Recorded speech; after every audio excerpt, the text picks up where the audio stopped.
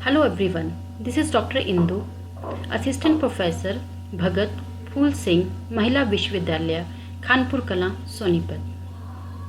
I am here to discuss with you about a topic named Right to Education, RTE, शिक्षा का अधिकार.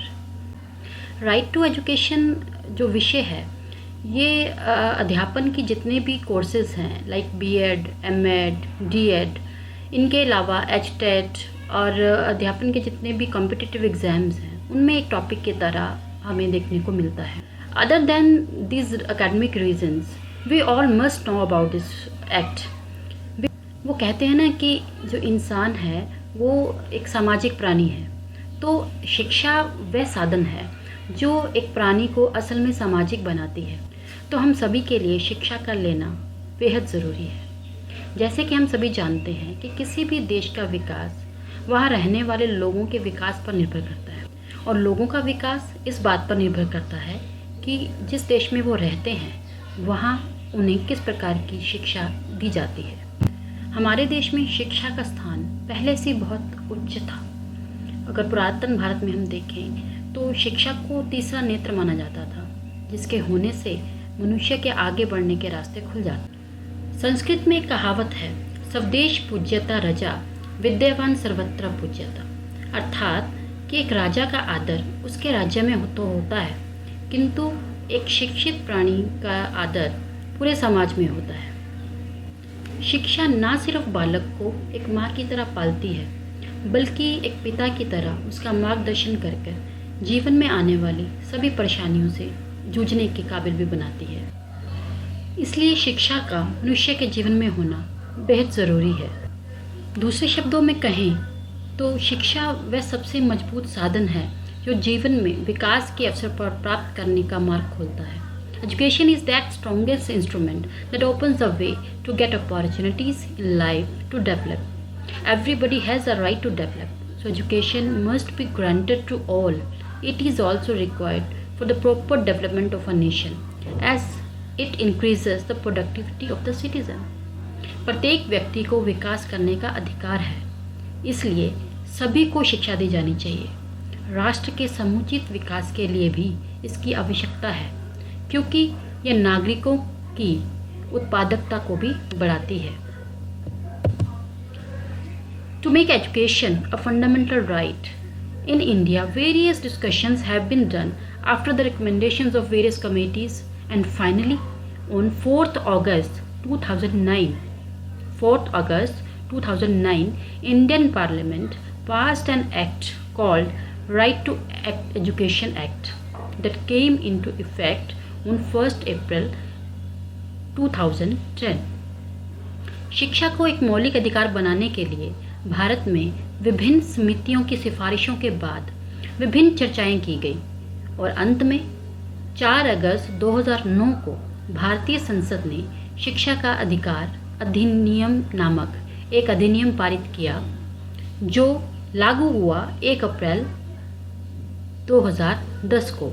अब जब हम बात कर रहे हैं अधिकारों की, राइट्स की, तो we should know that what are the fundamental rights which are given by our constitution to all the citizens of India. First of all, we have right to equality, यानी कि समानता का अधिकार, right to freedom, स्वतंत्रता का अधिकार, right against exploitation, शोषण के खिलाफ अधिकार, right to freedom of religion, धर्म की स्वतंत्रता का अधिकार, cultural and educational right, सांस्कृतिक और शैक्षिक अधिकार, rights to constitutional remedies, संवैधानिक उपचार के. Under the right to freedom, 86th amendment of our constitution added one more important right through Article 21A, that is right to education. This act is consist of 7 chapters and 38 sections, and with the implementation of RTE under Article 21A, India became one of the 135 countries to make education a fundamental right of every child. What this act says actually, every child of age 6 to 14 years has a right to free and compulsory education in a neighborhood school till the completion of elementary education. हर बालक जो 6 से लेकर 14 साल तक की उम्र का है उसको ये अधिकार है कि वो अपनी एलिमेंट्री एजुकेशन, अपनी प्राइमरी शिक्षा ख़त्म होने तक, प्राइमरी एजुकेशन के पूरा होने तक अपने पड़ोस के किसी स्कूल में फ्री और ज़रूरी शिक्षा जो है वो ले सके. Children who could not get admitted or have not completed their elementary education will be able to get direct admission in a class appropriate to his her age. ये दूसरा जो क्लोज इस एक्ट में जोड़ा गया ये बहुत ही महत्वपूर्ण है. क्या होता था कि कुछ बच्चे जो एडमिशन नहीं ले पाते थे, ये जो दूसरा क्लॉज इस एक्ट में रखा गया ये उन बच्चों के लिए बेहद महत्वपूर्ण है जो कभी स्कूल जा ही नहीं पाए, जिन्होंने कभी एडमिशन लिया ही नहीं. तो उनके लिए इस एक्ट में ये प्रोविज़न रखा गया कि जो बच्चे अभी तक एलिमेंट्री एजुकेशन में एडमिशन नहीं ले पाए थे उनको उनकी एज के अकॉर्डिंग जिस क्लास की एज में वो होने चाहिए उस क्लास में डायरेक्ट एडमिशन दिया जाए. बाकी फीचर्स की अगर हम बात करें और RTE एक्ट ने हमें क्या क्या दिया है तो उनमें सबसे पहले है for this purpose no child shall be liable to pay any kind of fees. All schools will have to prescribe to norms and standards laid out in the Act. No school that doesn't fulfill these standards within 3 years will be allowed to function. मतलब जो इस act के तहत अगर कोई बच्चा admission लेता है तो उसको किसी भी प्रकार की फ़ीस या शुल्क देने की कोई ज़रूरत नहीं है. सभी स्कूलों को अधिनियम में निर्धारित मानदंडों और मानकों को निर्धारित करना होगा और 3 साल के अंदर इन मानकों को जो स्कूल पूरा नहीं करेंगे उनको आगे कार्य करने की अनुमति नहीं दी जाएगी. In all the government and private schools in the neighborhood are liable to reserve 25% seats to the children belonging to weaker section in class 1. ये बहुत ही महत्वपूर्ण एक क्लॉज है इस एक्ट के अंदर जिसमें ये कहा गया है कि जो एक बच्चा है उसको अपने पड़ोस के किसी स्कूल में जो उसके बिल्कुल नज़दीक है उस स्कूल में एडमिशन लेने का पूरा हक है. ये पहले ही कहा जा चुका है, मगर अगर उस एरिया में जो गवर्नमेंट स्कूल है वहाँ तो वो एडमिशन ले ही सकता है, मगर अगर जब उस एरिया में कोई गवर्नमेंट स्कूल नहीं है और प्राइवेट स्कूल है तभी भी उन स्कूलों में हर कमज़ोर वर्ग के जो बच्चे हैं उनके लिए 25% सीटें जो हैं वो आरक्षित करनी होंगी. यानी 25% सीटों पर उन बच्चों का अधिकार होगा जो कमज़ोर वर्ग से आते हैं. No school can deny admission of a child for the lack of age proof. बहुत बार ऐसा होता है कि बच्चे के पास बर्थ सर्टिफिकेट नहीं है तो उसके चलते कई बच्चे एडमिशन नहीं ले पाते, या जो माँ बाप हैं उनको ये रहता है कि क्योंकि उनके पास बर्थ सर्टिफिकेट नहीं है तो उनके बच्चों को एडमिशन नहीं मिलेगी. तो इस बात को भी ध्यान में रखते हुए RTE एक्ट में ये कहा गया है कि आयु प्रमाण की कमी के लिए कोई भी स्कूल बच्चे के प्रवेश से इनकार नहीं कर सकता.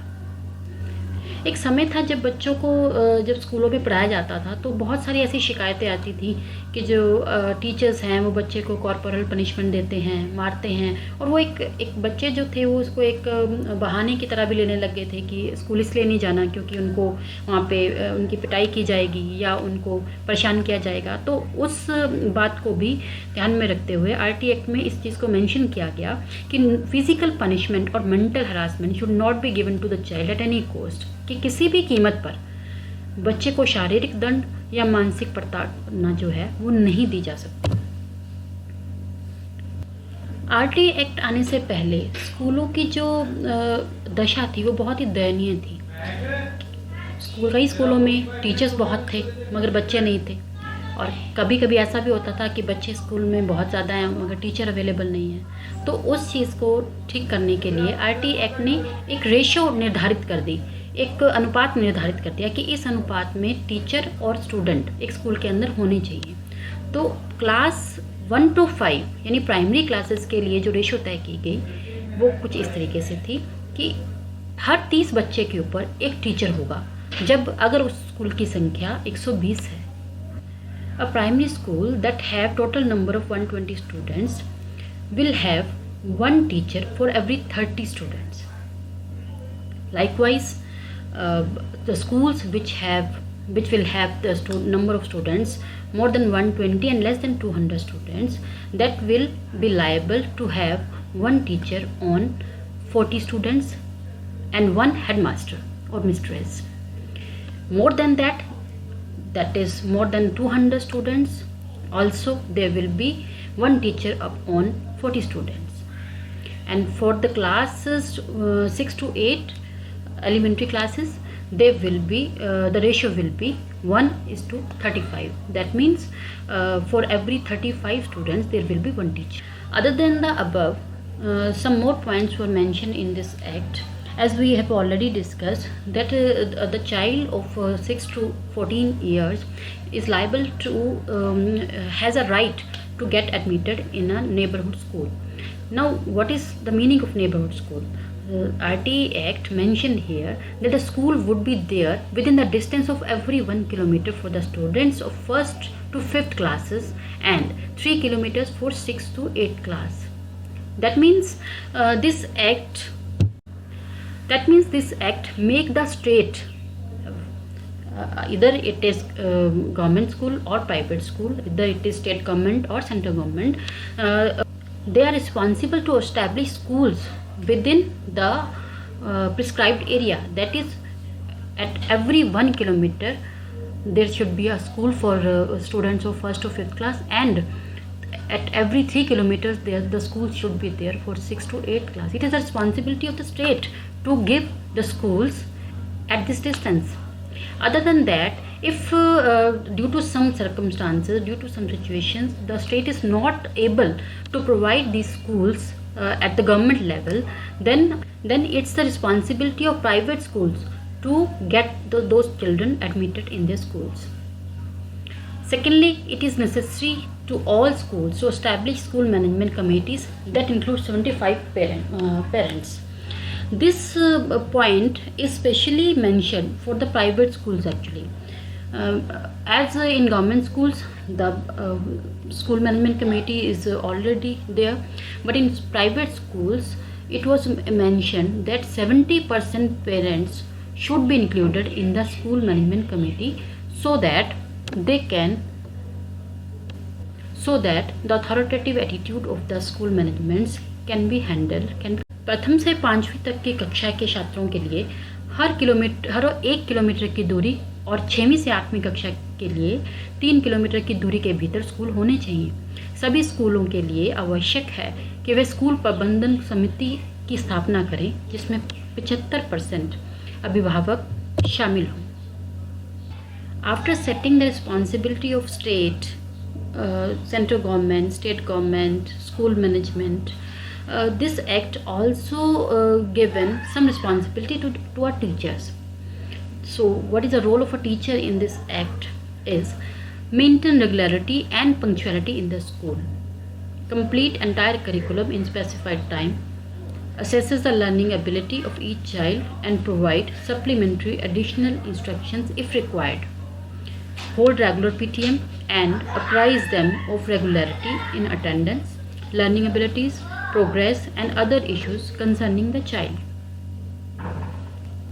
एक अध्यापक के लिए जो दिशा निर्देश इस एक्ट ने निर्धारित किए, उनके अनुसार एक जो अध्यापक है वो इस बात के लिए जिम्मेवार है कि वो स्कूल में नियमितता और समय की पाबंदी को बनाए रखे, निर्देशित समय में पूरा पाठ्यक्रम पूरा करे, यदि आवश्यक हो तो प्रत्येक बच्चे की सीखने की क्षमता का आंकलन करे और पूरक अतिरिक्त निर्देशन प्रदान करे, नियमित पीटीएम और उपस्थिति, सीखने की क्षमता, प्रगति और बच्चे के विषय में अन्य मुद्दों पर उन्हें नियमितता से अवगत कराए।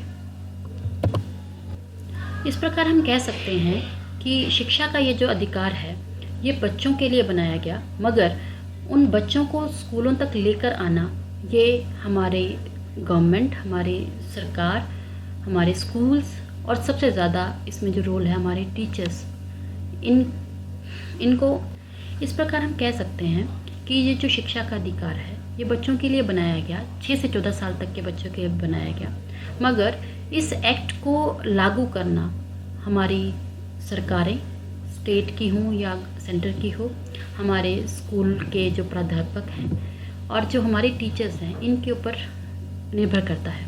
तो हम सबको मिलकर ही इस एक्ट को लागू करने में अपनी अपनी भूमिका निभानी होगी, ताकि हमारे देश का कोई भी बच्चा शिक्षा से वंचित ना रहे और शिक्षा को प्राप्त कर एक नई ऊंचाइयों तक।